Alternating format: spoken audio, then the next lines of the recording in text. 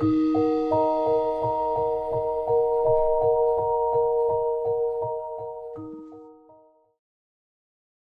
morning, everyone. We'll make a start now. Good morning. Welcome to our webinar From Policy to Practice under the Revised RTO Standards 2025. We would like to begin by acknowledging the traditional custodians of the land on which we meet today. We pay our respects to their elders, past and present, and extend that respect to all Aboriginal and Torres Islander people here today. I'm Khushbu Gupta, founder of SKG Consulting Services, and I'm joined by my co-host Sameer Mathur from CIC Group. Before we begin, let's make a note of a quick few notes. This session is being recorded and you'll receive the replay link soon after we finish the session today. We'll have a dedicated Q&A at the end of the webinar, so you can drop in all your questions in the chat anytime, and we shall pick up at the end of the session. You'll also receive a free implementation guide after we finish the session today. The implementation guide will cover the guidance around the QMS implementation, how you should be transitioning to the new revised RTO standards. So let's just get started with the session now. Thank you very much, Kush, and welcome everyone. Wish you all a very good morning. My name is Sameer Mathur, and I'm the founder and the principal consultant of Careers and Care Group, and I've been working in the compliance, governance, and risk management areas in the vet sector for the past 19 years. Kush and myself, we bring a blend of compliance, governance, and real-world implementation experience to you today, and our goal today is to demystify what it means to move from policy to practice under the new standards. Perfect. So let's have a look at today's agenda, the key items that we cover in today's webinar. We'll start with unpacking the changes that are coming in the 2025 revised standards. Then we'll walk you through some of the common traps of compliance for the RTOs.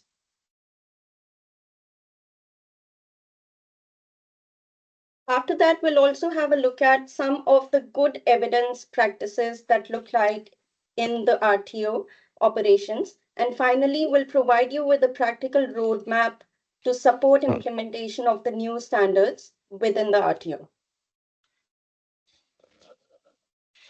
Correct.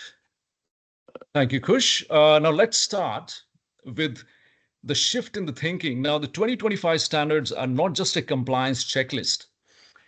We now know that. Now they are about creating a system that improves the learner outcome, the graduate learning outcomes, and embed quality into your day-to-day operations. Now it's no more a linear process. It's probably a systems thinking approach we are moving towards. Now the focus is moving away from reactive compliance towards a compliance that is, proactive and responsive and integrated with your operational strategies. Now, achieving this, of course, it demands cultural transformation, not merely administrative compliance. And the focus is whether or not the policies that you have, they are implemented properly. Now, we are moving away from linear processes, as I said. Now, it's a task-based compliance is now not applicable anymore. The fragmented approach won't work. It has to be more strategic and outcome-focused operation. Which That's is correct. Pretty clear. Yeah. So let's have a look at the key quality areas within the revised standards. The revised standards are basically divided into two core elements, which are the outcome standards and the compliance standards. Within the outcome standards, we've got four key quality areas, which start from training and assessment, student support, vet workforce, and governance. But these are not standalone quality areas, if we can call it that way. They're all intersected and they influence the performance within each other. Now, if we take a step back and think about how 2015 standards were typically implemented within the RTO, most of us followed the student life cycle approach in the 2015 model. We started with marketing and enrollment, and then we walked through the delivery and assessment phase, leading to the certification of the students.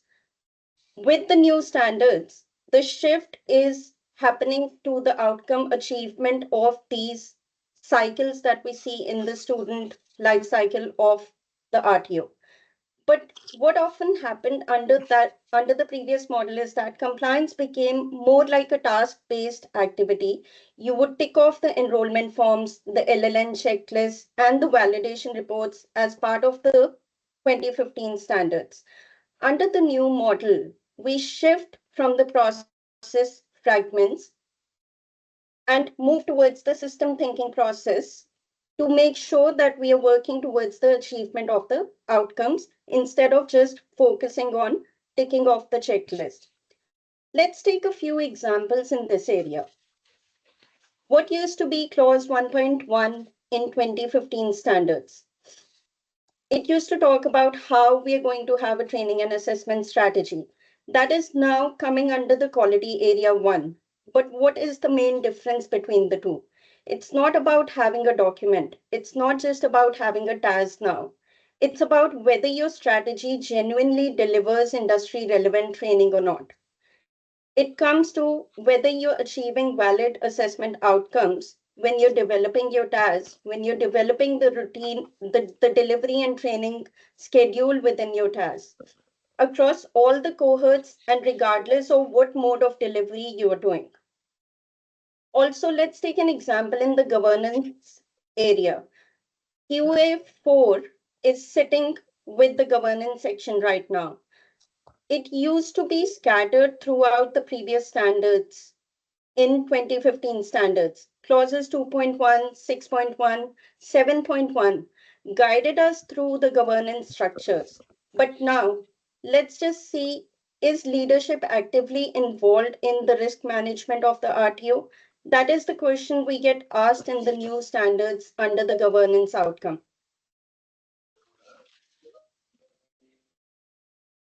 Correct. Absolutely correct, Kush. So Now sorry, yeah, please go on. Go ahead. before I just finish, Sam, just one last key takeaway point I would like to add there is these are the four key quality areas that we talk about. They're operating systems within the RTO and they must work in harmony. You cannot control one area and just leave the other ones out of the whole picture.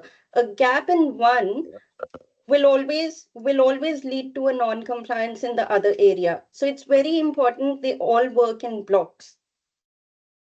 Correct. No, absolutely correct. Now let's look at these standards like the quality area. First, the quality area 1, training and assessment to start with. Now, training assessment, of course, it continues to be the cornerstone of the quality in the wet sector under the quality area 1. Now, the emphasis is pretty clear. It's on alignment, validity, and industry relevance. Now, to meet the requirements of this quality area, you as an RTOs, we must move beyond compliance documentation and build a systematic evidence-based framework across all the 3 domains that you see on the screen right now: the curriculum design, the assessment integrity, and the industry engagement. Now, talking about curriculum design, well, your tasks, it is a very important document still, and of course it has to be there, but of course it has to be more responsive. Now, the tasks must be tailored to the delivery context. The tasks must be justified through genuine industry input. So your industry inputs are very, very important, and there's a lot of focus on industry engagement. We'll talk about that in a minute. And of course, the task must be updated based on the validation outcomes and the student progression data. Now, the task, of course, it's not just a compliance document. It is a living document that must be, that you must be able to demonstrate through that your training design is aligned to the industry requirements. Now, assessment integrity, the assessments must be fair, valid, clearly mapped to the unit of competency requirement, the training package requirements. The assessments, they must be supported through the tools that clearly show the link between the tasks, performance criteria, and the expected outcomes. subjected to the risk-based validations. Of course, the assessments must be subjected to the risk-based validations, meaning, the more frequent validation for high-risk units. So you've got to have a validation plan in place. But of course, you can bring the units that you have lined up for the later months forward based on the the risk that they pose to the delivery of the qualification. Now, sustainable industry engagement. Now, industry inputs, they can't be just one-time email or a generic form anymore. It has to be more in-depth.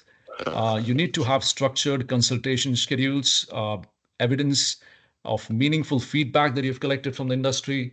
And of course, clearly, you need to demonstrate how you have incorporated them into your training and assessment practices, and record of how the industry inputs have shaped your delivery and assessment.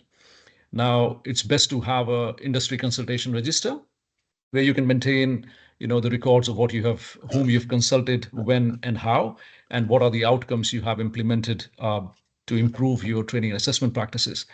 Of course, the evidence that you can maintain in this quality area, it's not an exhaustive list, but yes, these are some core ones. You've got to have a task with documented review history and rationale, industry consultation logs, industry consultation register, meeting minutes, assessment mapping, matrices, and validation reports with the findings and the actions that you've undertaken.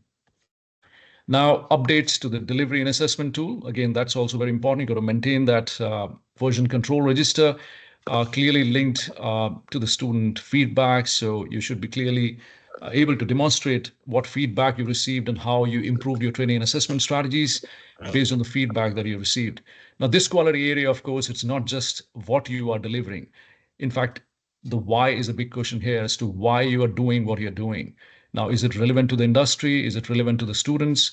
And is it relevant to the business plan that you have? So you got to keep all that in mind. That's absolutely right, Sam. And let's take a few practical examples within the RTO operations related to training and assessment, quality area 1. Starting with the delivery inconsistency across the campuses or the different modes of delivery that we have within the RTO.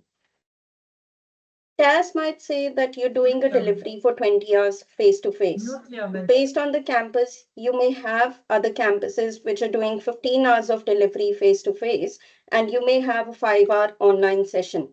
In this scenario, if you do not have standalone TASs for different campuses across the RTO, you will have a huge gap in non-compliance in the training and assessment section. It is very important to have an independent TAS depending on what is your delivery mode and what cohort are you catering to. Coming on to the assessment misalignment, many assessment tools, they still do not align tightly with the roles and the practical competency that you're trying to achieve and deliver to the learners.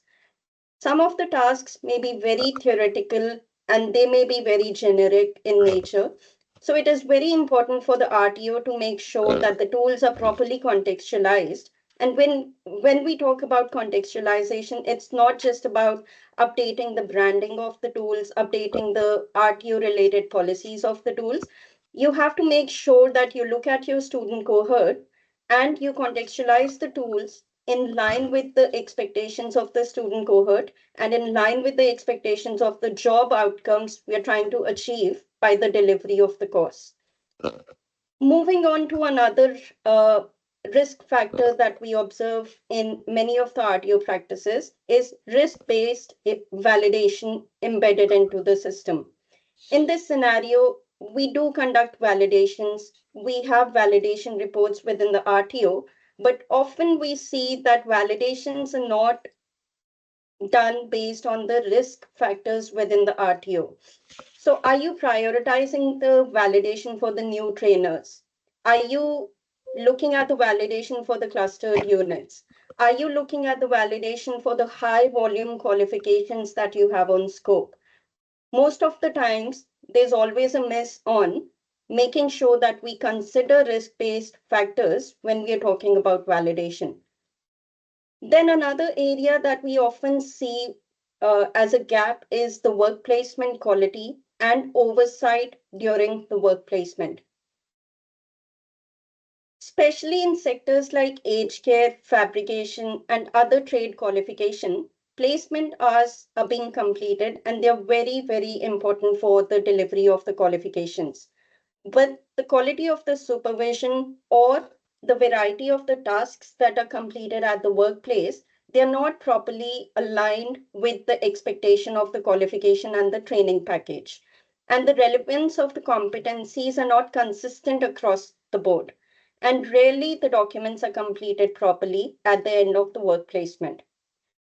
These are not just compliance issues that we see in the RTOs. They are some of the strategic and operational blind spots, if we may call it. If we don't address them proactively, and then we are often going to end up patching up things at the last minute prior to the audits or prior to making any changes within the RTO, which is not going to be an acceptable approach within the new revised standards. QA1 requires leadership involvement right from the beginning, not just an academic oversight. The best performing RTOs have a cycle. They plan, deliver, review, and improve their training and assessment practices. And they document that cycle at every step within the RTO.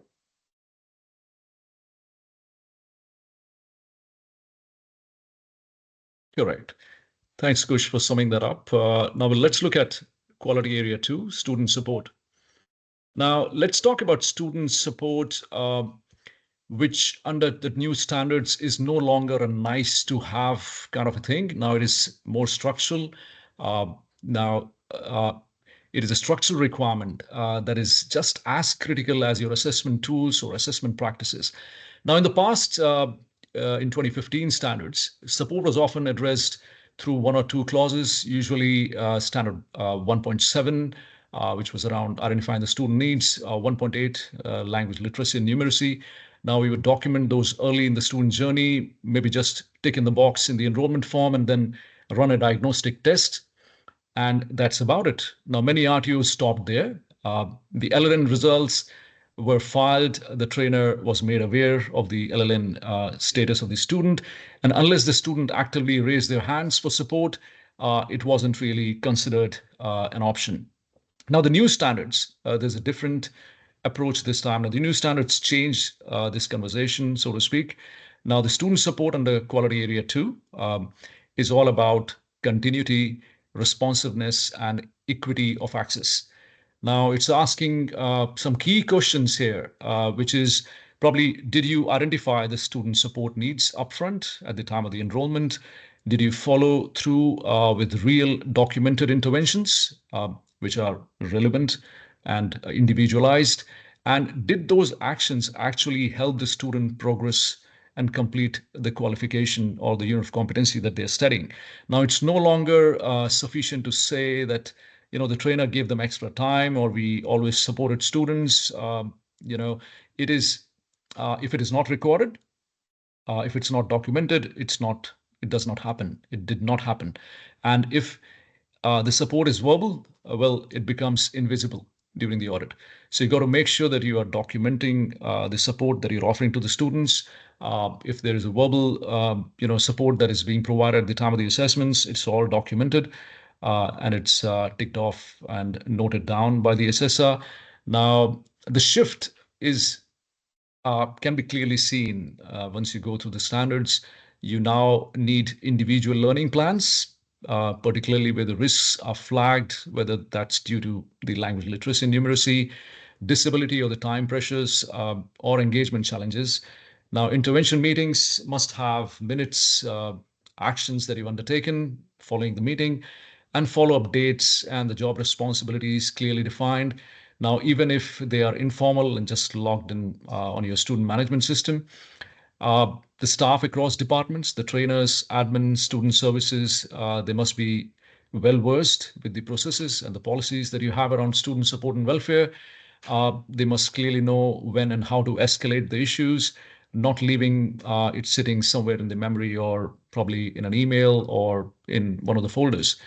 Now, a good way to think about it is basically support is not a standalone policy, it's a feedback loop, which is primarily aimed at providing full support to the students to assist them in completing the qualification of the unit of competency that they're studying.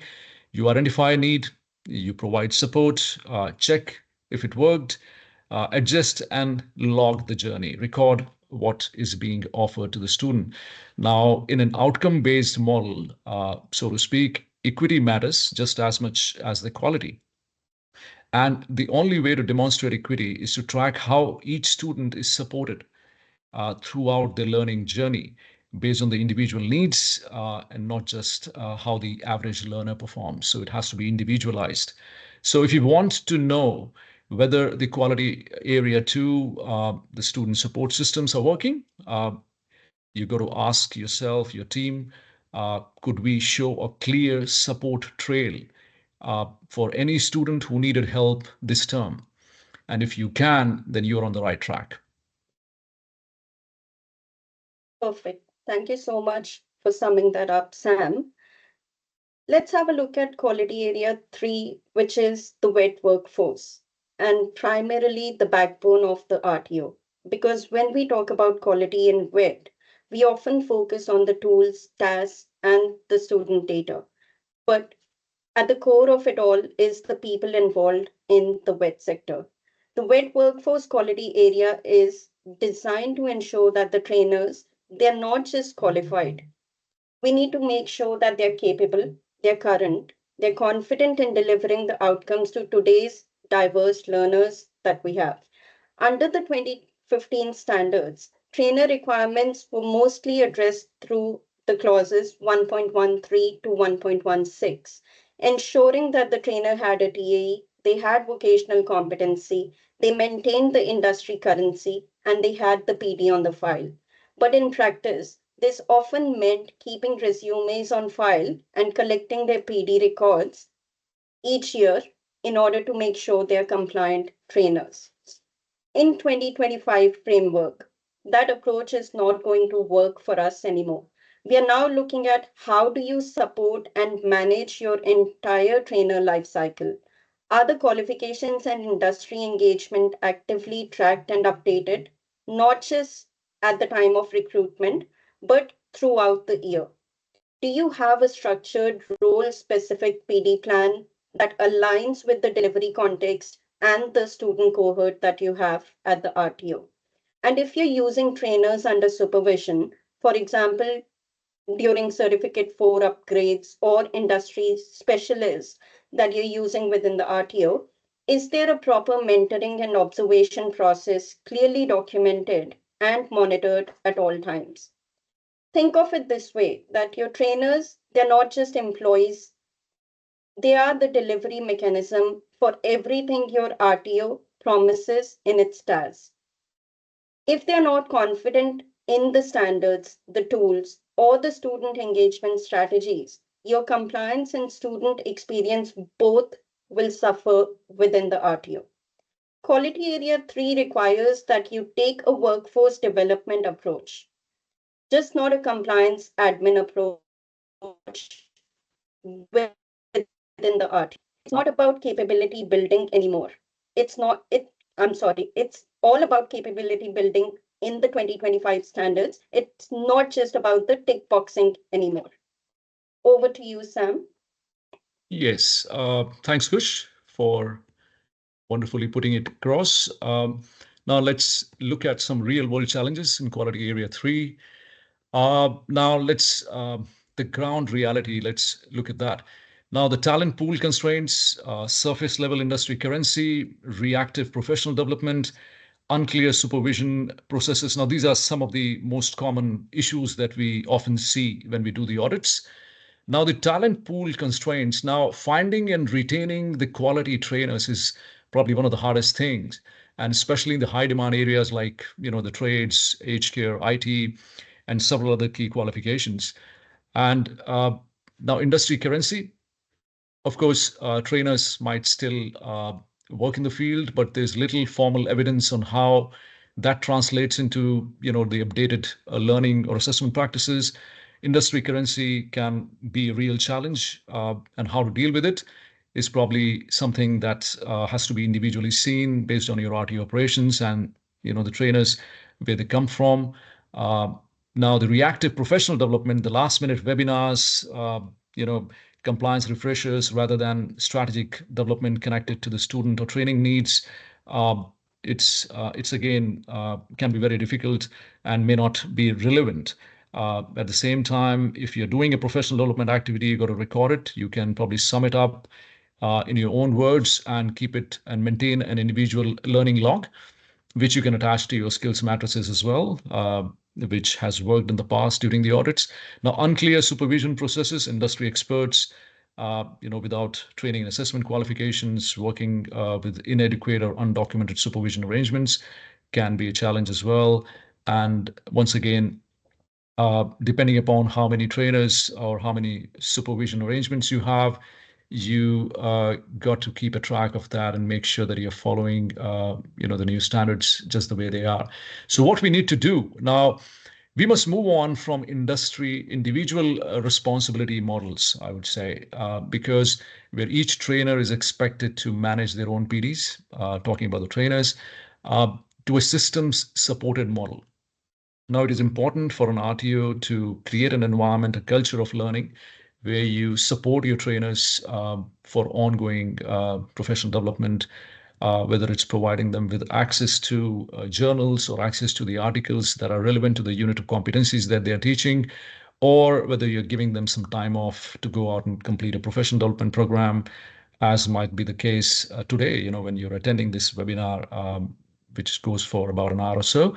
Now, so what you need to do is probably, set the lines of communication clear right from day one. Clear onboarding is very important. Very important when you recruit trainers, recruit your staff members. You got to make it very clear as to what you are expecting from them.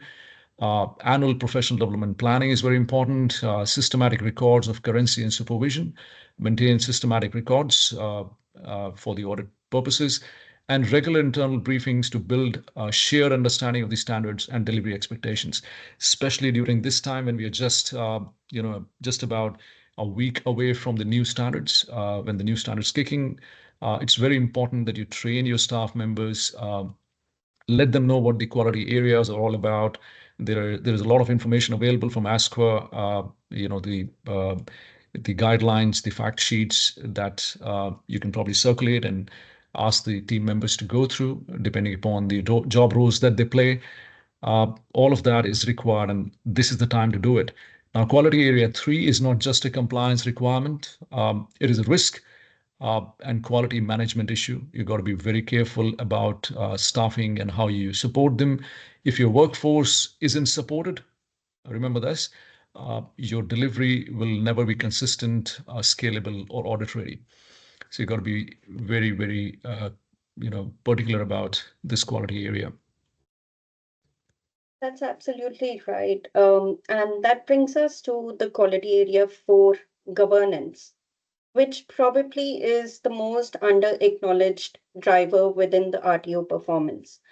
Under 2025 standards, governance is no longer confined to the board meetings and compliance sign-off. It is more active role with ethical leadership and the leadership that knows what's happening on the ground, and they can demonstrate that the quality and risk are being monitored, managed, and they are making improvements based on the factors that they note within the operations of the RTO. Previously, the governance responsibilities were mainly sitting in the clauses of 2.1, which talked more about the continuous improvement, and in 7.1, which addressed the legal compliance framework within the RTOs. We also had some coverage of the financial viability as part of the 8.6 clause of the previous standards. But in practice, these were more like paperwork within the RTO. They were not some information that was regularly reviewed or altered or looked at by the management of the college. But now in QA 4, which is governance, that brings all these threads together into a single string. If these areas are not regularly monitored within the RTO, we are definitely at a risk of huge non-compliance. Let's take a few examples around what is covered in governance and how can we manage the governance within the RTO. You need fit and proper person declarations.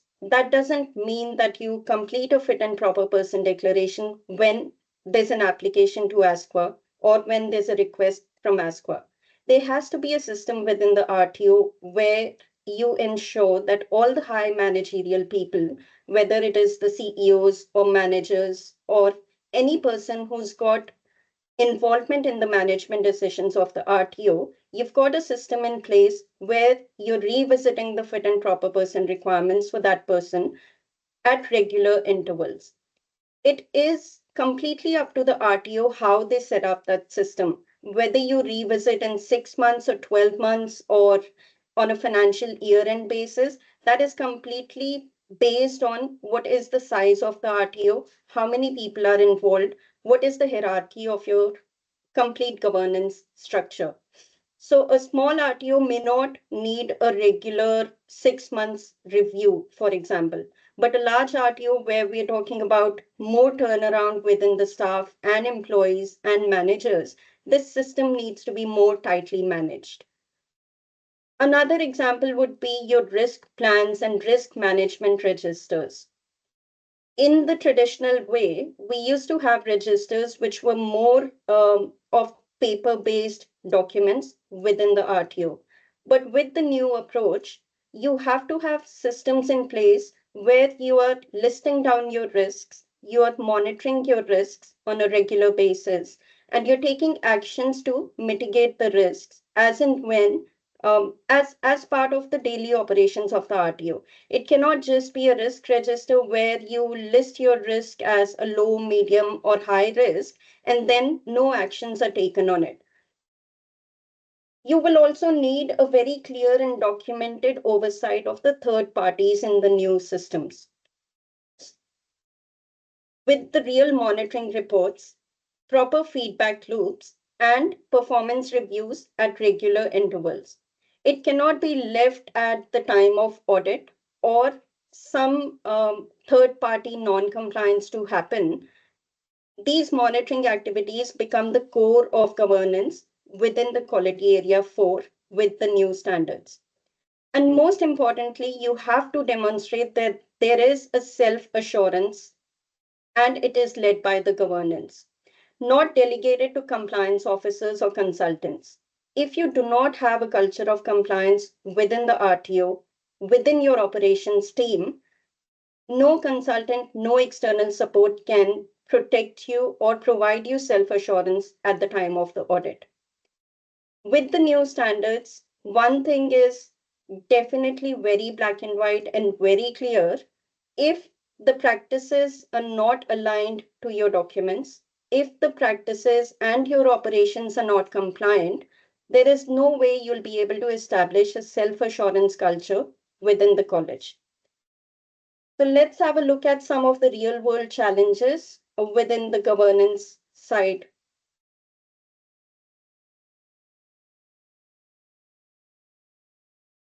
Yes, let's look at that. I'm sorry, let me just get the right slide.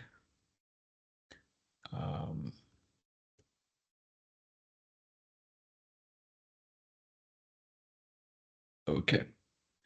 Now we'll keep the slide here and I'll talk about the real world challenges.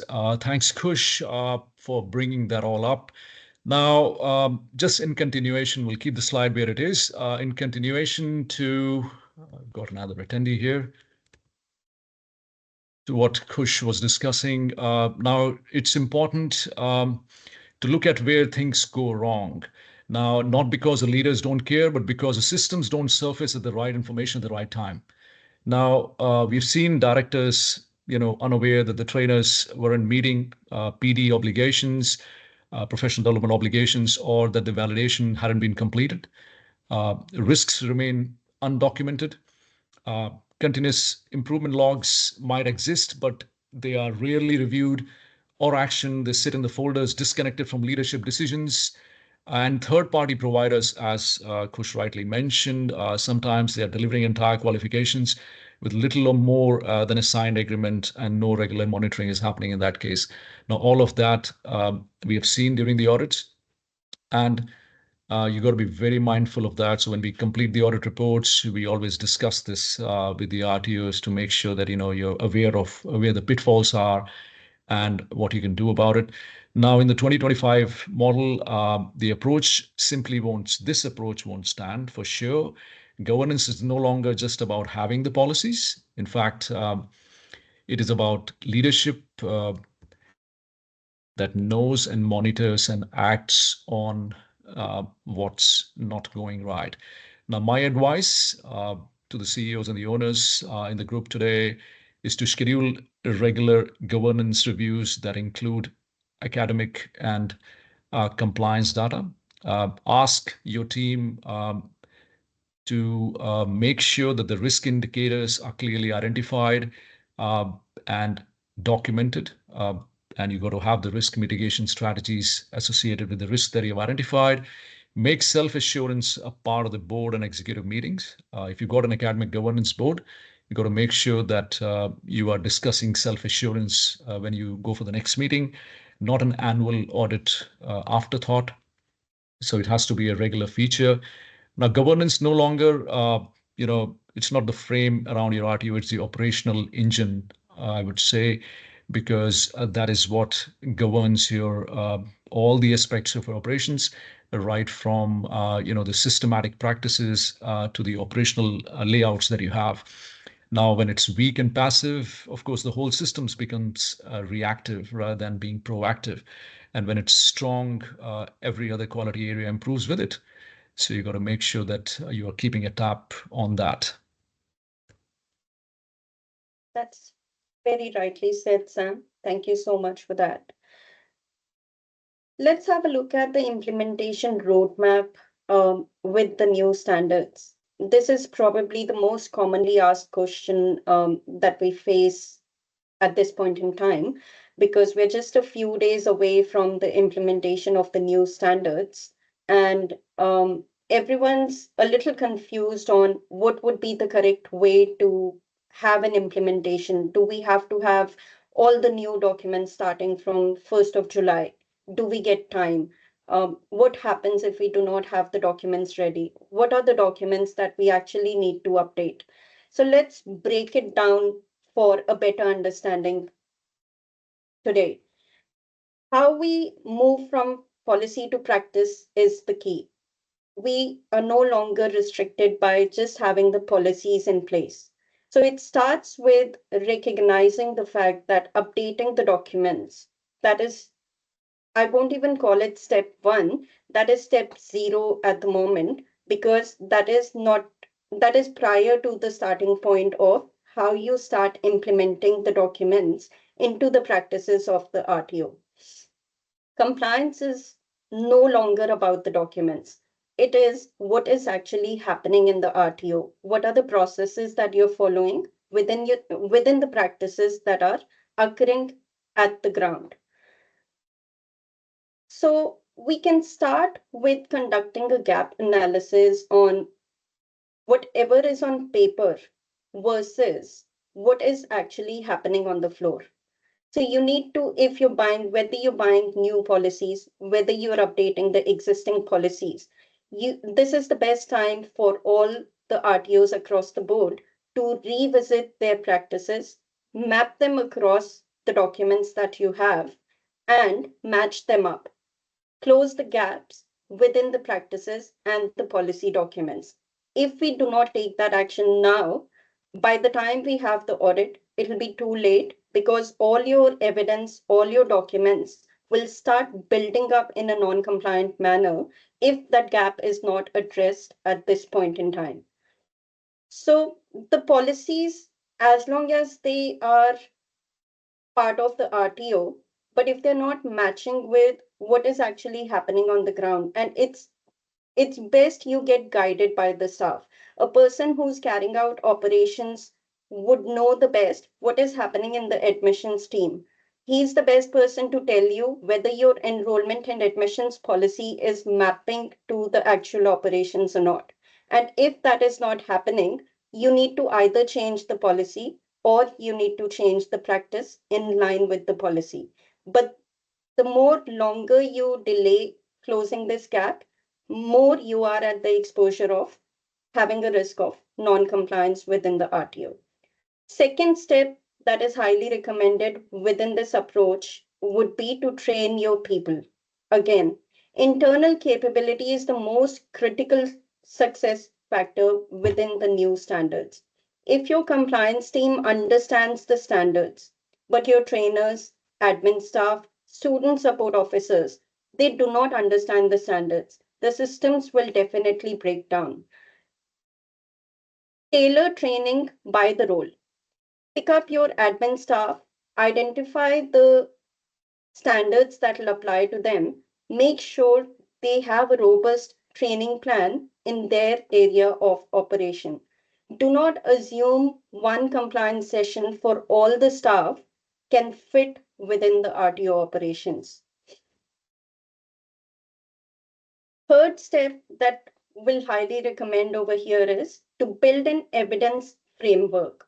You need a systematic approach to collecting and organizing the evidence. Just having folders in your drives and putting in the reports in the folders is not going to help you in the new standards. You have to have smart and sustainable ways of how you can document things as and when they're happening on the ground. They all have to be traceable action items and they all have to be time stamped in order to prove compliance or maintain compliance within the new standards. You also need to make sure that you run self-assessment regularly within the RTO. We cannot wait for ASQA to come and tell us what the gaps are. You have to have your own assurance cycle, your own assurance system within the RTO. Again, whether you do that on a monthly basis, quarterly basis, or an annual basis will be decided by a lot of factors within the RTO, the scale of RTO, the size of RTO, how many campuses do you have.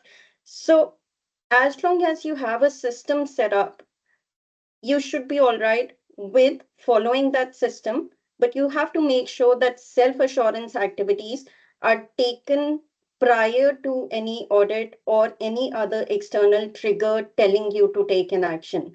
If you're not able to pick up a gap on your own, you are at a major risk of non-compliance. You can also use some of the tools that ASQA will be publishing and has already published. You can refer to the practice guides for some of the practical insights into the day-to-day operations on how you can maintain self-assurance. You can also refer to the self-assessment guides of ASQA. They usually ask you questions on how are you going to maintain compliance within a certain area. If you start picking up those guides and addressing those questions on a regular basis, that will give you an insight on the gaps that are there and if you're missing on an action item within the college. Implementation is not a one-time project that you can achieve. It has to be a continuous system and it has to become the practice of the RTO to ensure that you do self-assurance and you have a system in place to pick up any compliance gaps before it is too late. Correct. Thank you so much, Kush, for putting it all together in a very clear way. Now, moving forward from compliance to strategic advantage. Now, let's frame how we think about compliance for a minute. Now, too often in the past, compliance was seen as a burden, a separate admin task, no, an unwanted task, so to speak.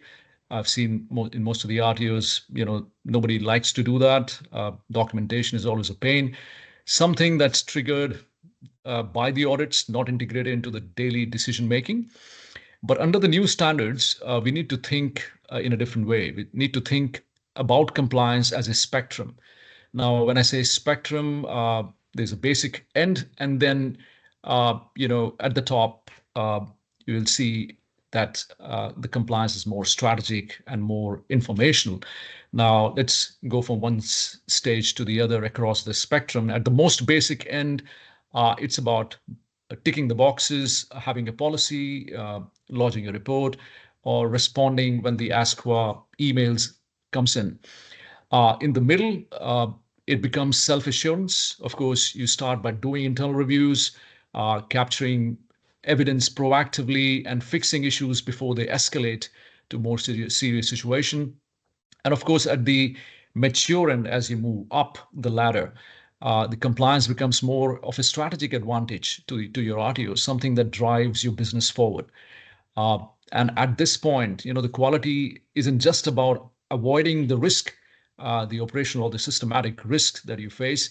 It's a part of your brand. So compliance becomes a part of your brand. You're known by the compliance measures that you take. As an RTO, your trainers are confident, your systems are predictable, your student experience is strong, your data tells the exact story, what needs to improve where, and before the regulator does so. So before ASQA tells you the gaps, you should be able to identify them and act on them to make sure that you bridge those gaps. And here's the truth, ASQA isn't just looking at whether you are competent or whether you are compliant. They are looking at how sustainable and embedded that compliance is. So it's more to do with the outcomes, as we've been discussing during this presentation. It's about the graduate learning outcomes at the end of the day. So how you make sure that the graduate learning outcomes are aligned with industry requirements. What you do during this process is what is the focus of ASQA this time. So the real goal is not just to survive an audit. It's to build a culture where quality is automatic. It comes naturally. The people, the team members know what they're doing and what they have to do, what is expected of them. Compliance then becomes a lever, not a cost. It's achieving better outcomes, stronger market positioning for you. And of course, the overall confidence of the organization goes up as well as the individuals working within the RTO become more confident. That's very true, Sam. Thank you so much for that. Let's have a look at some of the common compliance traps. When we say traps, all we mean by that is we've seen a lot of RTOs where there's in compliance, availability of the resources. We've got the staff, but there is no clarity on what is the best way to maintain compliance and where are the traps where they fall into and they lose control of the operations and get into a non-compliant stage within the RTO.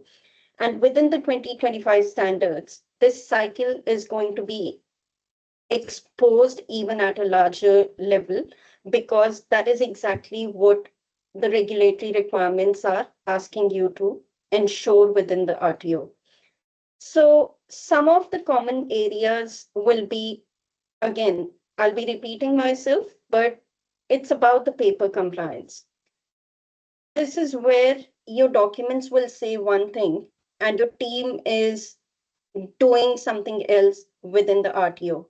You may have very foundationally very correct policies, very strong policies, you can get them. But if they're not matching with your operations, if they're not talking to what is actually happening on the floor, and if the trainer or any other staff is not aware of the actual procedure that is listed in the document, then you are up for a major non-compliance in the respective area.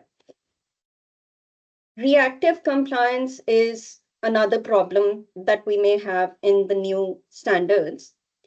We still see some of the RTOs where the action plans or the internal audits, they're deferred up to the stage till they receive some feedback from ASQA, or if there is a renewal coming up, or before making any improvements, they actually wait for a performance activity to come through.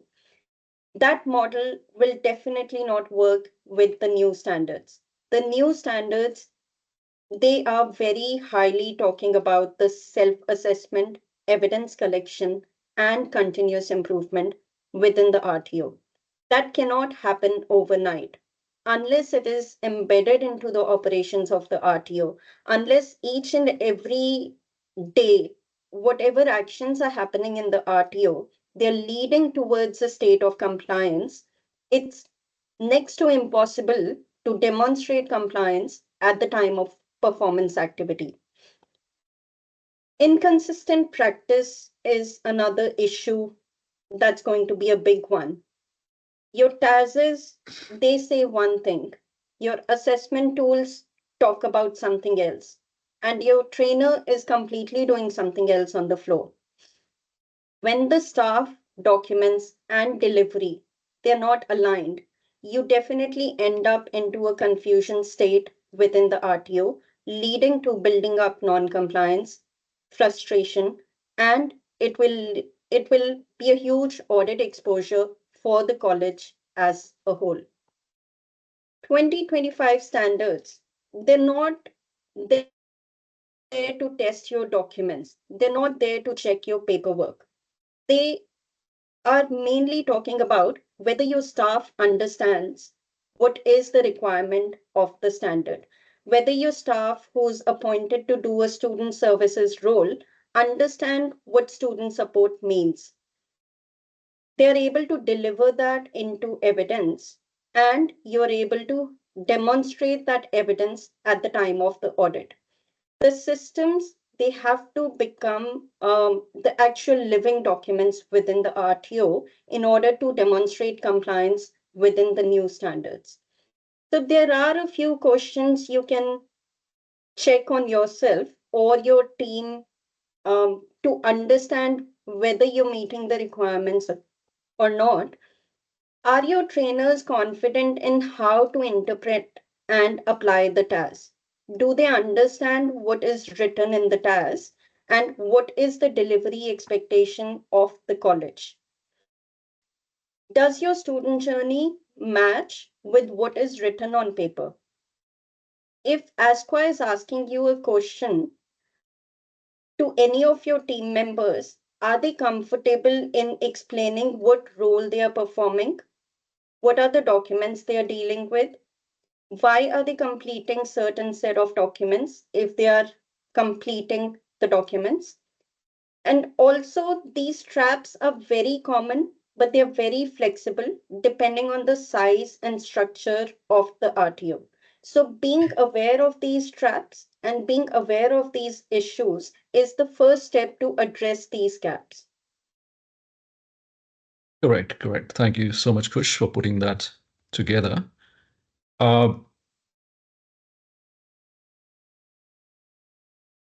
Sorry, I'll just come to that slide. Okay, we'll keep the slide here and I'll talk about something very important now. We talk about one size fits all.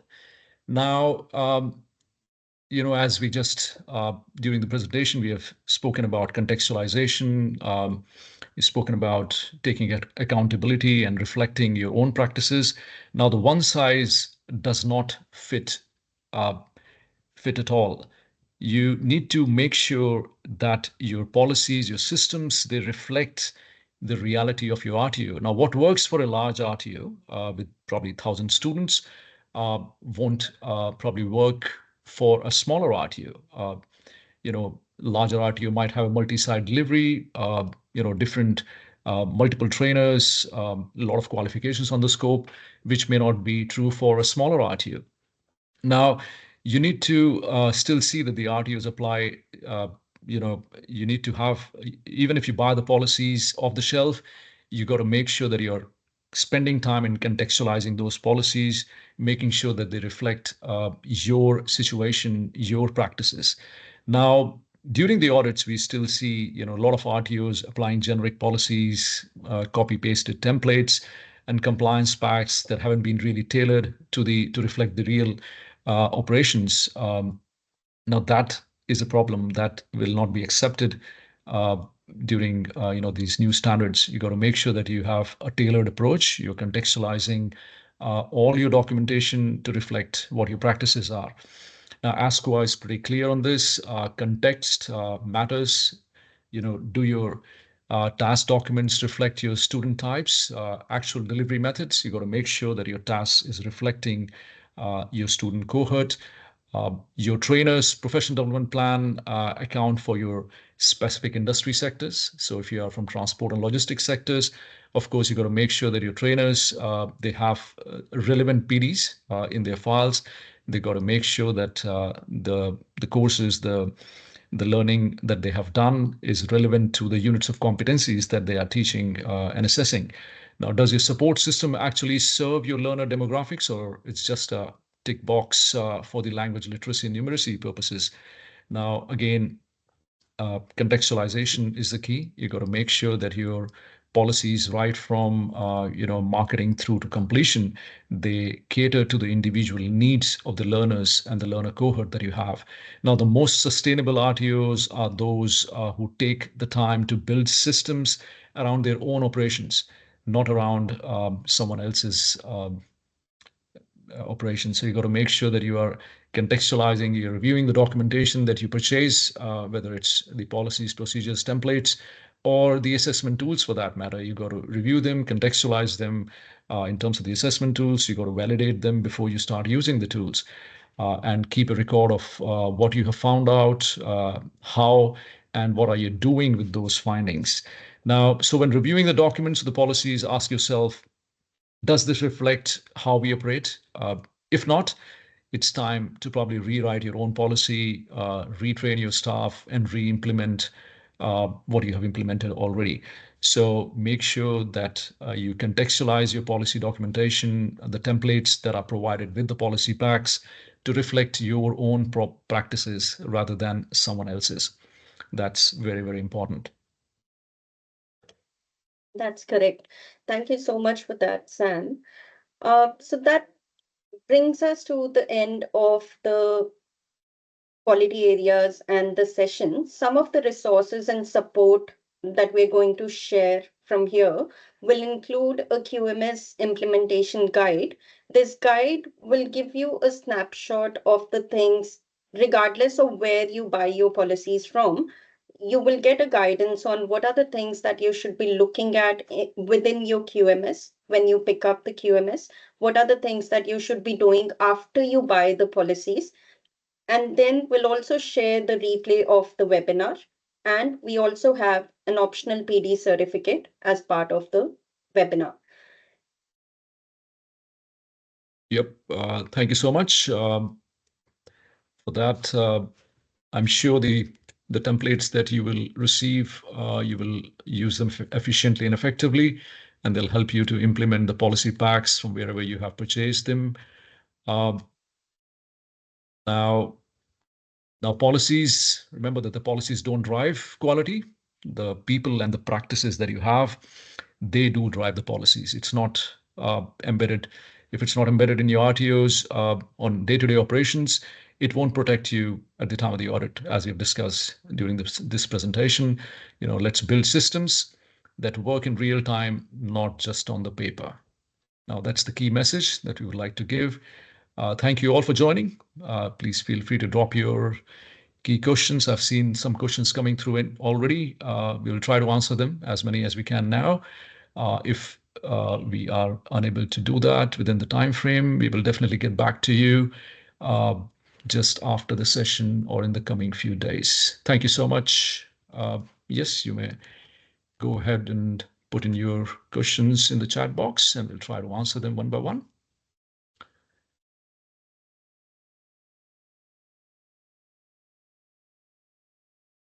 I'm just going through. We will get a copy of this webinar. Yes, you will get a copy. Great PD certificate. Yeah, that's optional. If you want one, just write back to us. We will provide you with one.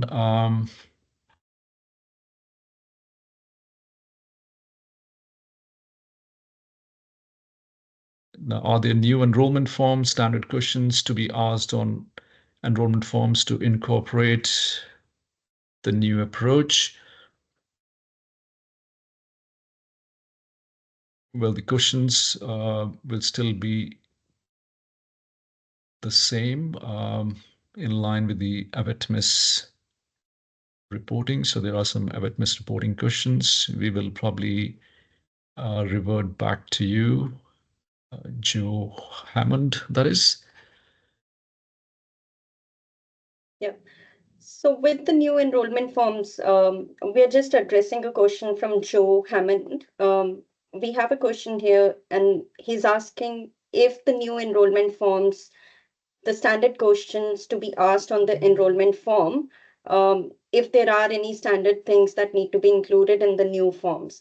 So we have a few RTOs which already had a disability statement, the privacy statement included in the previous enrollment forms.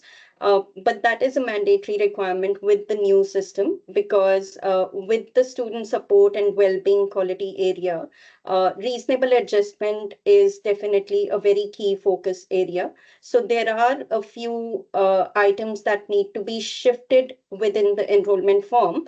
There could be some RTOs which have already included that in the 2015 standards, but there would still be um, I would say a mapping that is required to ensure that it matches up with all the flags that are needed prior to enrollment in order to determine the suitability of the students for the course. And that will also include disability flags, not just the flags, even the complete disability statement that needs to be included within the application form.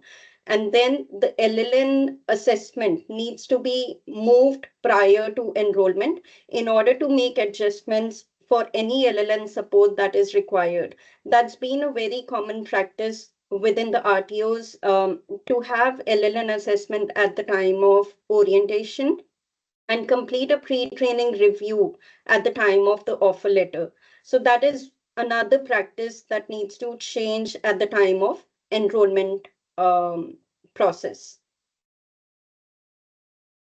I hope that answers your query, Joe.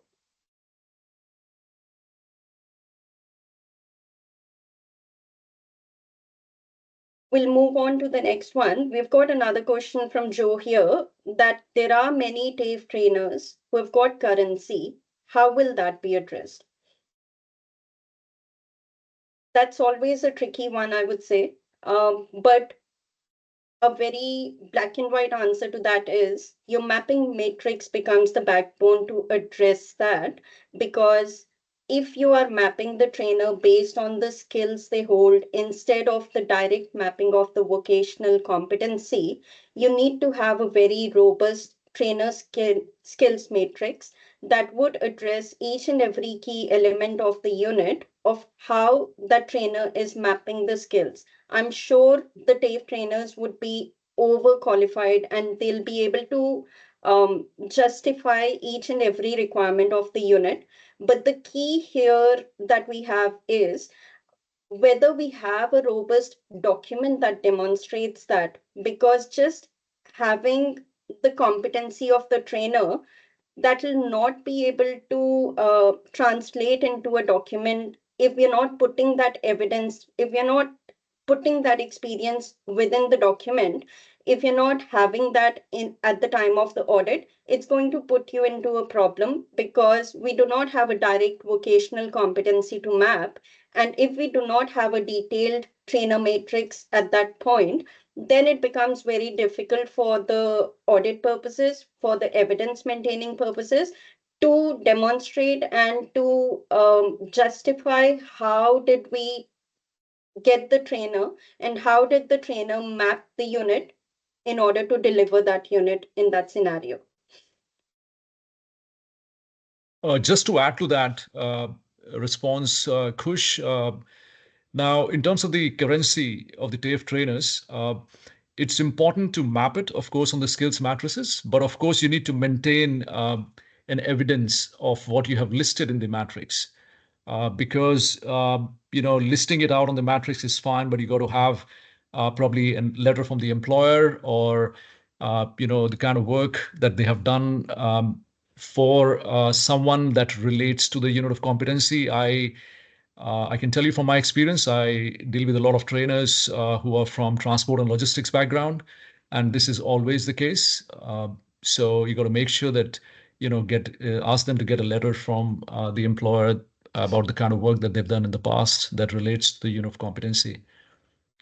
So I hope that addresses the issue.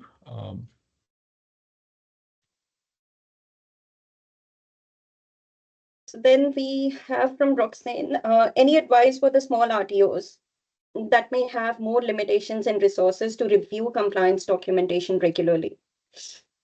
I think that is again a very common question because we do have very small to mid-sized RTOs who are in a state of confusion, and they are in the midst of thinking that they have to have everything ready by 1st of July.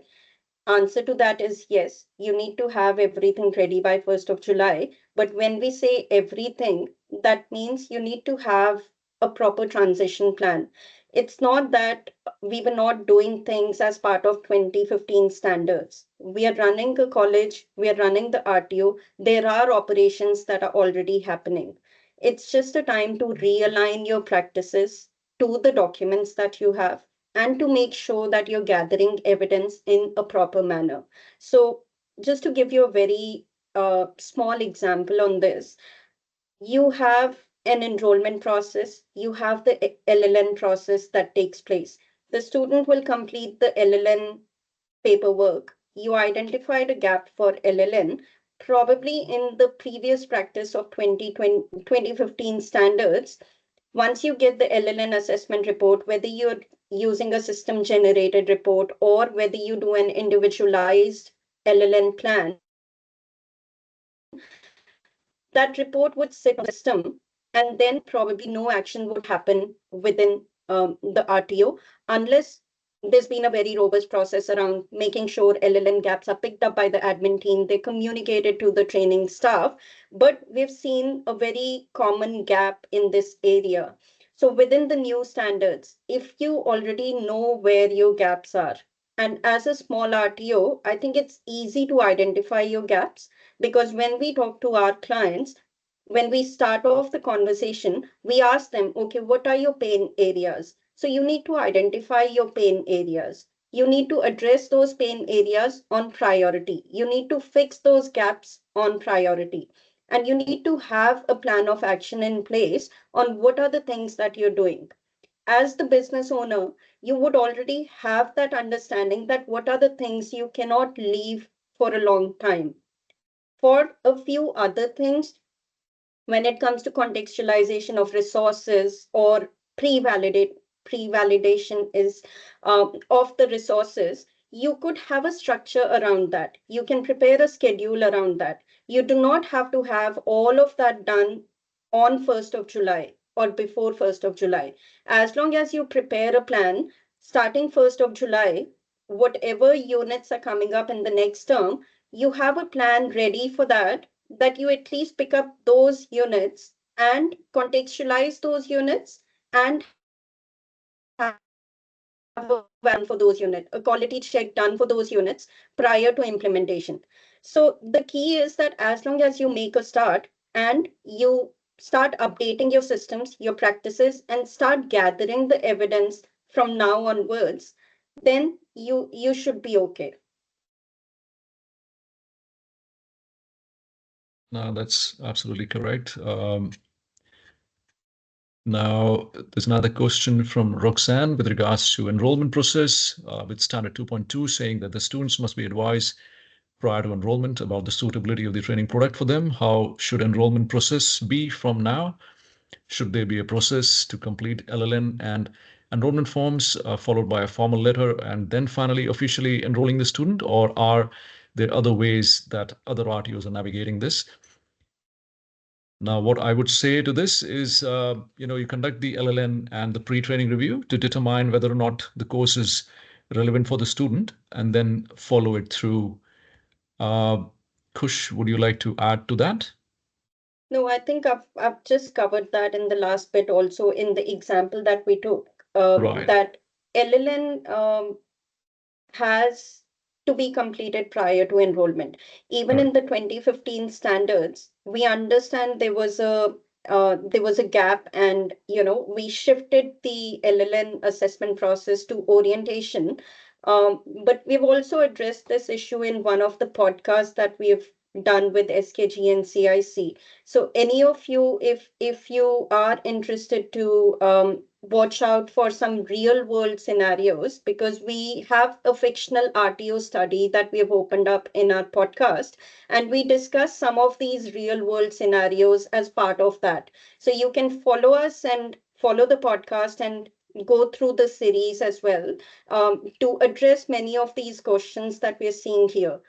Coming back to your query, LLN always was a requirement to be completed prior to enrollment, because LLN basically is to identify whether the course is suitable for the student or not. And especially when we talk about the CRICO students, all the CRICO students, they're connected with the COEs. They have a visa attached to their enrollments.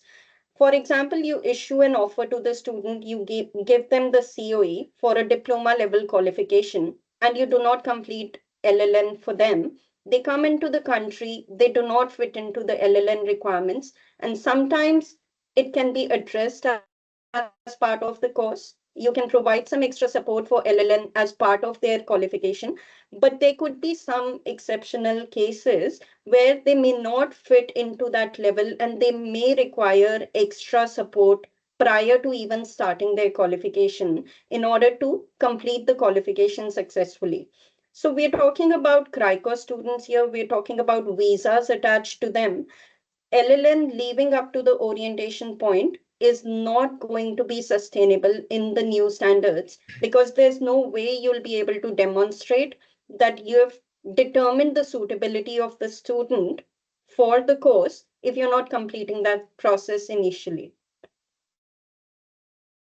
Yes, that's absolutely correct. Thanks for that, Kush. Any other questions? I'm just trying to read them. Any advice for the smaller RTOs that may have some more limitations and resources? We have picked that up. You can write to us and we can definitely discuss any specific situations or circumstances that you want to have clarity on. I think that's about it. Any other questions? If you have, you can please post them now in the chat box, or probably write to us and we can get back to you. Okay, I think we can close the sessions now. Remember, the policies don't drive quality, people and practices do. That's the key message. Maybe just write it down and put it up on the wall. No, and we wish everyone all the best, and we are Yes. always there to help you, support you in any of your queries. You can always email us, and we'll definitely try to get back to you within a timely manner. Thank you so much for joining the session today. Thank you. Thank you, everyone. Have a wonderful day and enjoy the evening. Thank you so much.